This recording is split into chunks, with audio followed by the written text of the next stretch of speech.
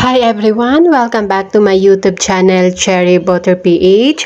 So for today po, I will be giving you the updated version ng aking previous content na paano mag-renew ng TESDA NC2 or any TESDA National Certificate. Magpunta sa pinakamalapit na TESDA Provincial Office or sa mga TESDA Specialista Desk na karaniwang matatagpuan sa mga Robinsons Mall. Mag-fill up ng application form, isubmit ang original NC na kailangang i-renew at isang Xerox copy nito. Magdala ng Certificate of Employment at least 1 year or 12 months na dapat po relevant doon sa inyong qualification, signed by your employer. Kung self-employed naman, dapat po signed by an official or any appropriate government agency.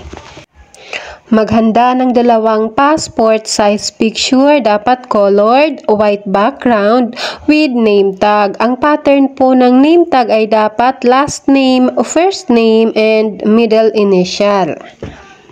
At magbayad ng 100 pesos as renewal fee.